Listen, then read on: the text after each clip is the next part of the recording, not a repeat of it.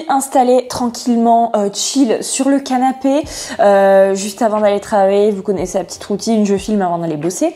Parce que en fait, j'ai vu que, et déjà depuis quelques temps, Goodreads avait sorti ses Goodreads Choice Award 2024. Donc je pense qu'ils font ça chaque année. En tout cas, l'année dernière, j'y avais pas du tout fait attention.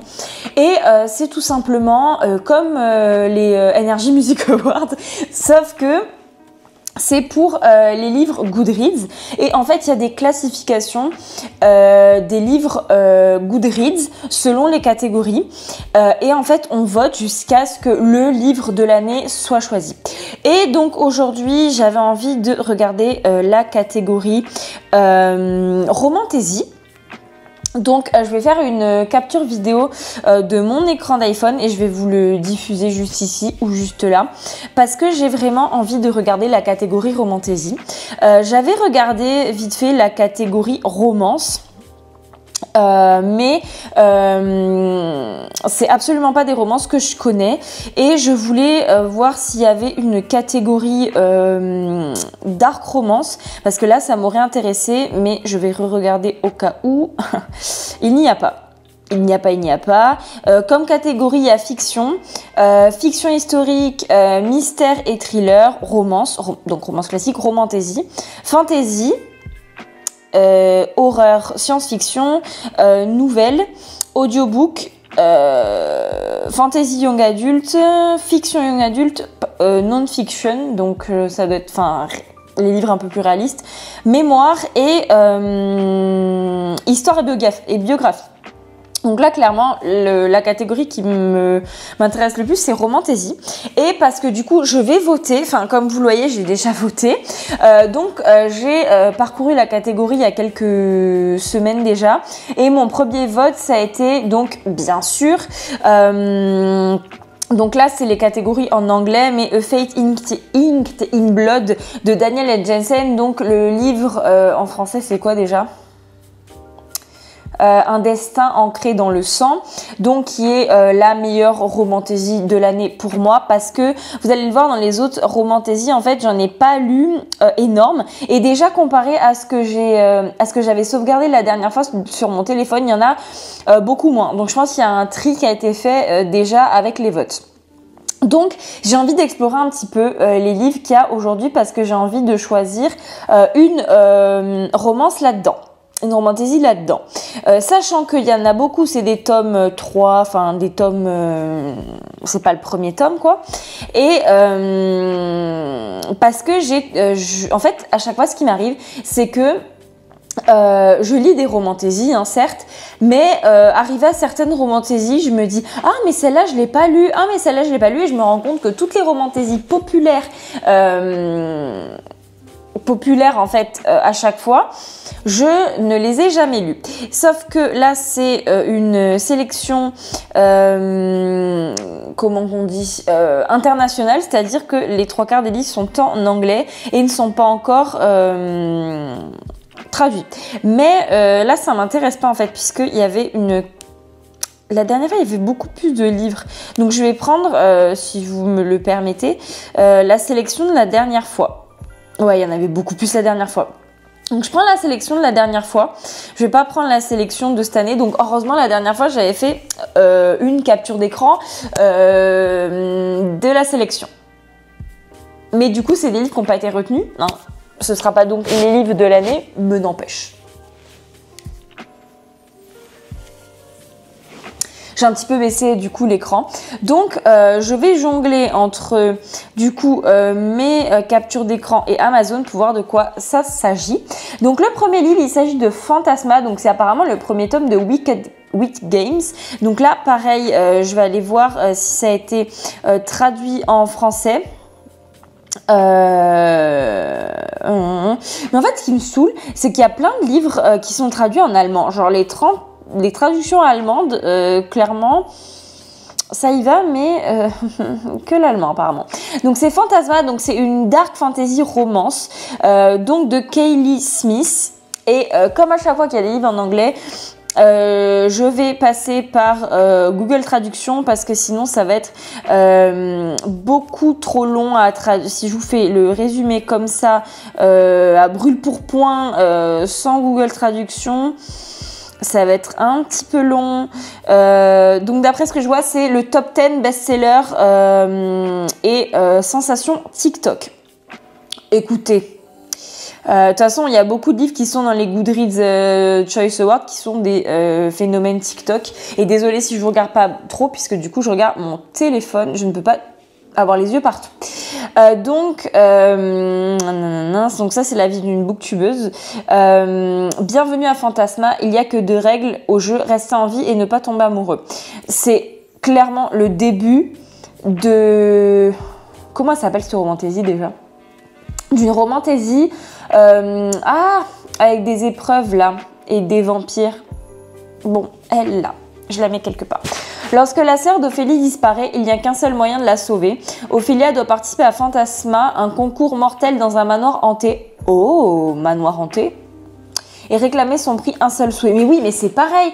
Oh, mais comment ça s'appelle ce livre déjà ? Oh purée, ça m'énerve. Attendez. Ne bougez pas. Je vais aller chercher dans mon Reading Challenge sur Goodreads.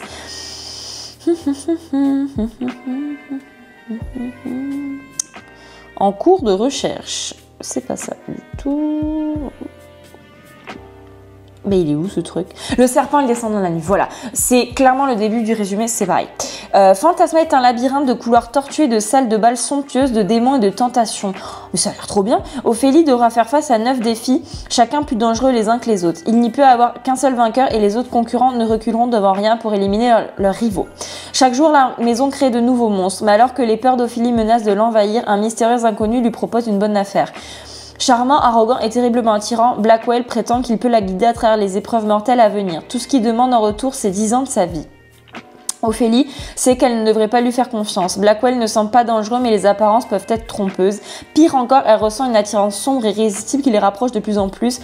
Sa vie est en jeu, mais dans Fantasma, la seule chose plus mortelle que de perdre la partie est de perdre son cœur. Il a l'air trop bien. Il a l'air trop bien. Il n'est pas en français, mais je suppose bien que ça va être... De toute façon, les phénomènes TikTok sont souvent traduits. Donc, je pense que ça va être traduit bientôt. Si je marque juste le nom de l'autrice, Kaylee Smith, français. Ça, c'est un petit truc pour trouver les traductions françaises. C'est de taper les noms en français, juste les noms des auteurs. Je ne le vois pas pour l'instant, mais je suis sûre qu'il sera traduit bientôt. Je le sens. Je le sens. Alors autant, genre le tome 1 c'est marqué A Dark Fantasy Romance, Fantasma, et le tome 2 c'est marqué Enchantra, A Spicy Fantasy Romance. On a changé le dark en spicy. J'adore le concept. Ensuite, le deuxième livre c'est A Dark and Drawing Tide de Alison Saft. Pareil, jamais entendu parler. Je me rends compte que ça va être long si je vous fais tous les livres, mais écoute. Ah, c'est une nouvelle. Ah d'accord. Pardon, quoi italien, allemand, anglais. Mais stop avec l'allemand. Donc c'est une nouvelle. Ça j'aime pas trop, je préfère quand c'est des histoires complètes. Une nouvelle de 369 pages, c'est un peu plus qu'une nouvelle quand même. Donc apparemment, il y a une folkloriste. Qu'est-ce qu'une folkloriste ? Je sais plus parler. Une folkloriste. On va voir de quoi ça s'agit. Ça m'attire moins, j'ai l'impression. Peut-être en lisant le résumé. Donc, le résumé. Lorelei Caskel, une folkloriste au caractère colérique et à l'esprit encore plus vif, participe à une expédition avec 6 nobles excentriques à la recherche d'une source légendaire. La source magique promet un pouvoir incalculable que le roi veut exploiter pour assurer son règne sur le pays assiégé de Brunestad. Lorelei est déterminée à profiter de cette opportunité pour faire ses preuves et réaliser son rêve le plus fou et impossible, devenir naturaliste, capable de voyager librement vers des terres dont elle a seulement entendu parler. L'expédition connaît un début difficile lorsque son chef, le mentor bien-aimé de Lorelei, est assassiné dans ses quartiers à bord de leur navire. Les suspects sont les 5 autres compagnons d'expédition, chacun avec ses propres motivations. La seule personne dont Lorelei sait qu'elle doit être innocente est sa rivale universitaire de longue date, L'insupportablement galante et d'une beauté exaspérante Sylvia von Wolf. Désormais responsable de l'expédition, Lorelei doit trouver la source avant que le meurtrier ne frappe à nouveau et qu'un coup d'état ne commence pour de bon. Mais d'autres dangers, gna gna gna. Alors que Lorelei et Sylvia travaillent ensemble à contre-cœur des secrets, machin. Alors déjà, de 1, j'ai pas l'impression qu'il y ait de la romance. Et de 2, s'il y a de la romance, ça a l'air d'être une romance FF. Personnellement, c'est pas trop mon délire. Ensuite, Assistant to the Villain. Donc c'est la série, c'est Assistant to the Villain. Et le tome 2, du coup, est dans la sélection, c'est Apprentice to the Villain. Là, apparemment, c'est une romantaisie, mais un petit peu plus drôle. Donc ça m'intéresse beaucoup moins. Ensuite, Born of Blood and Ash. Donc c'est le tome 4 pardon, de Flesh and Fire. Donc pareil, j'ai pas lu la série, donc ça va être vite vu. Ensuite, Fate of the Sun King. Donc c'est Artifact of Uranus. C'est le tome 3. Donc ça, par contre, j'ai entendu parler. Artifact of Uranus. Ça, par contre, ça me dit quelque... Oh, c'est en français. Ah, mais oui! Mais oui, c'est le tome 3 de Les épreuves de la Reine Soleil. Purée, par contre, le tome 2, la couverture du tome 2 est verte, elle est magnifique. Mais oui, c'est vrai. Et là, du coup, la description est vite fait. 10 femmes, 4 épreuves mortelles, l'une seule deviendra la Reine Soleil. Laure saura-t-elle saisir cette unique chance de retrouver sa liberté? J'avais déjà vu ce livre passer plusieurs fois. Ça m'avait pas forcément attrapé les autres fois, donc pas cette fois-ci non plus. Ensuite, on a Faybound, pareil, assez connu, mais non. Ensuite, on a le tome 9, donc le dernier tome de la saga de Zodiac Academy, dont Restless Stars. Donc là, bien sûr, continuer Zodiac Academy, oui. Par contre, zéro news de la traduction du tome 2. Ils nous ont traduit le tome 1. Et depuis... silence radio, plus personne au bout du fil. Je pensais qu'à partir du moment où il traduit le tome 1, ça s'enchaînerait relativement vite, ça fait 1000 plombes. J'attends le tome 2 traduit en français. J'avais lu le tome 2 en anglais, mais je préfère toujours lire les tomes aussi en français, déjà pour être sûr que j'ai tout compris, et de 2, j'ai perdu le fil, voilà, de 2...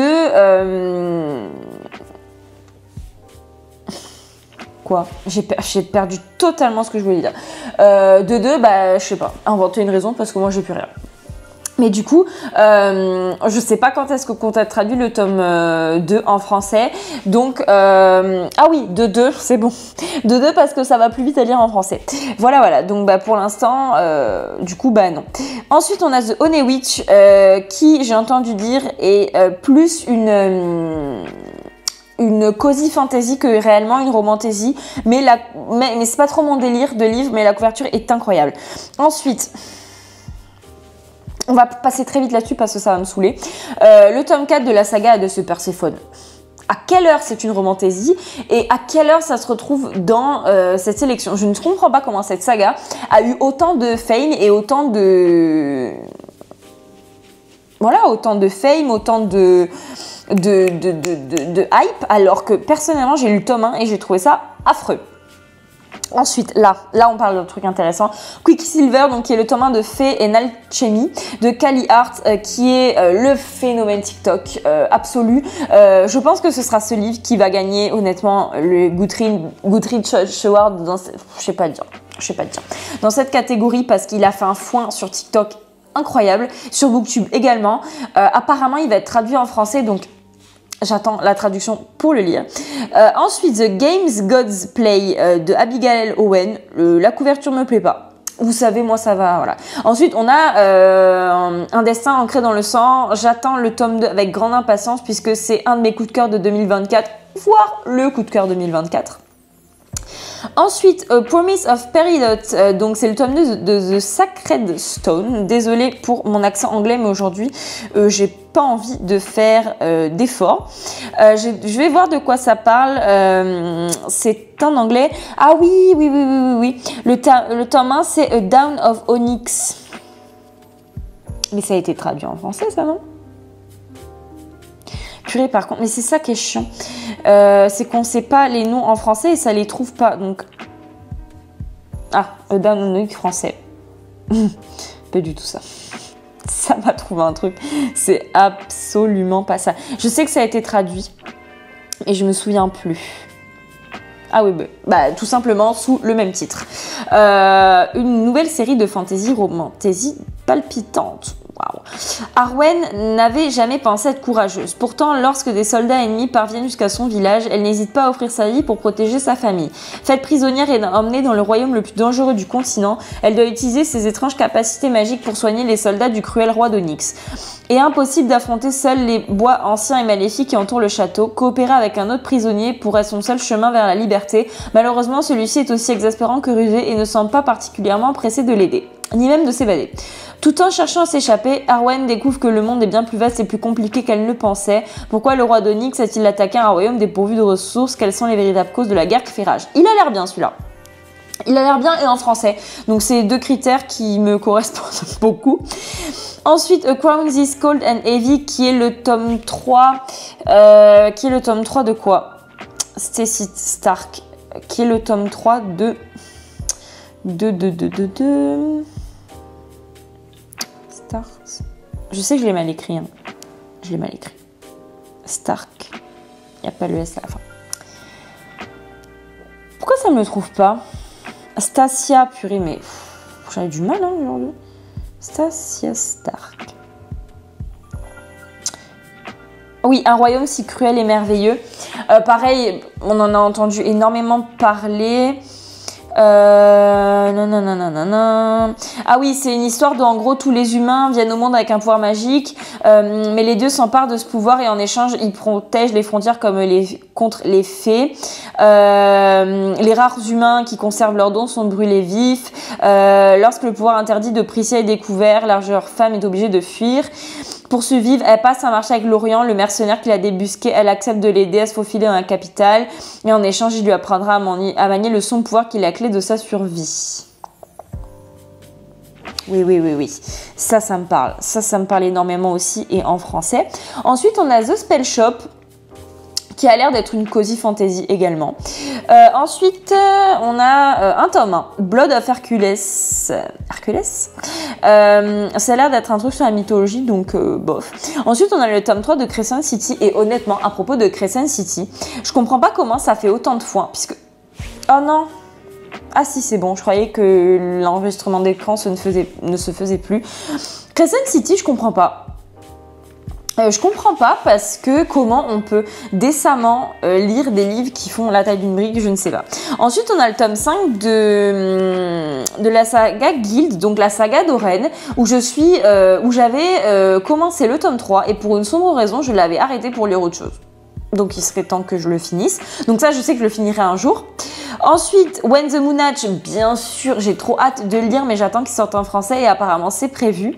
Je ne sais pas quand est-ce que c'est prévu, mais c'est prévu. When the Moon Hatch, on va voir si Amazon peut nous aider. When the Moon Hatch France. Non, je me suis trompée. When the Moon Hatch français. Voilà. Pourquoi tous les autres pays, littéralement, ont une traduction et nous, ça prend toujours 4 ans. Et ensuite, on a The Veil Kingdom de Holly René, donc qui est apparemment une romantasy avec beaucoup de spice et qui va très vite avec beaucoup de spice. Du coup, en français, il n'y en a pas non plus 45. Fantasma m'a attiré énormément, mais il n'est pas en français. Je pense que je vais lire du coup un des deux que je vous ai dit qui était en français, ou alors peut-être je vais me lancer dans le tome 3 en anglais de Zodiac Academy, mais sincèrement je sais que ça va être long et douloureux, n'est-ce pas, parce que voilà parce que les livres sont de plus en plus gros et en anglais ça prend toujours 2 fois plus de temps à lire pour avancer quoi, tout simplement. Donc vous verrez dans les vlogs lecture suivants quel livre j'ai choisi, mais du coup je pense que je sais pas quand est-ce que se font les sélections finales des Goodreads Choice Awards, mais j'ai trop hâte de voir lequel va gagner, même si à mon avis ça va se jouer entre un destin ancré dans le sang et Quicksilver, mais Quicksilver c'est le dernier qui est sorti parce que un destin ancré dans le sang, surtout en français, il est sorti en début d'année, donc je pense que les gens ils s'en souviennent plus, mais je pense que ça va être Quicksilver. Je sais clairement pas comment mettre mes cheveux pour que ce soit potable. Ça le sera pas, hein. Mais du coup, je vous retrouve pour la petite gotonnade du thé du jour. Ça fait très longtemps que j'en ai pas fait. Alors, du coup, je me suis permise de le goûter puisque je le vois que, enfin, j'ai vu que c'est une eau de fruits parce que là, il est 21h et quelques, donc comprenez que je peux pas boire du thé maintenant. Du coup, j'ai vu que c'était une eau de fruits. Et vous savez bien, le souci qu'il y a dans les eaux de fruits, c'est que souvent il y a de l'hibiscus et que je déteste ça. Là, je ne sens pas d'hibiscus et je ne le vois pas. Mais par contre, ça sent le paradis et le bonheur. Mais quand je vous dis le paradis et le bonheur, ça sent un gâteau au caramel. Littéralement, j'ai l'impression d'avoir... Vous savez les sablés anglais, comment ça s'appelle ça? Bah bref, bon, les sablés anglais quoi. Au caramel. Et en plus, je vois qu'il y a des morceaux de noix et il y a des petits cristaux, on verra rien, je sais pas pourquoi je fais ça, des petits cristaux de sucre. Ça sent le bonheur, mais vraiment, là du coup je fais une tasse, donc j'en ai mis que la moitié. Et l'eau, elle est en fait, elle est marron en fait, elle est pas rouge. Et ça veut dire qu'il n'y a pas d'hibiscus. Merci. Ah, ça sent tellement bon. Ça va être le paradis. Oh, putain. C'est trop bon. Ça a le goût vraiment d'un gâteau au caramel. Et du coup, je suis trop forte. Le goût, c'est sablé au caramel. Qu'est-ce que je vous avais dit? Mais voilà, en plus, le nom en anglais, c'est vraiment caramel shortbread. Et c'est le nom que je cherchais. Les sablés anglais, c'est ça le nom que je cherchais. Caramel shortbread. Ben écoutez, c'est excellent. Je peux pas vous dire mieux. Je vais essayer d'en apprendre un peu plus sur le site de David Tea. Mais bon, David Tea, ils sont un peu radins des fois pour nous dire... Enfin, parce qu'il y a des thés qui sont dans le calendrier de l'Avent qui ne figurent nulle part sur le site. Donc... celui-là, vraiment, si jamais un jour je suis prête à resacrifier un rein et demi pour acheter sur ce site, j'en reprendrai. Je sais pas par contre si c'est une édition limitée et il y est. Donc. Est-ce que c'est marqué quand c'est des éditions limitées? Il y en a un aussi, blague à part. Il y en a un aussi que je suis pas encore tombée dessus. C'est le Bourbon sucre brun. Je sais pas si on l'a dans le calendrier, mais il est excellent. Wow.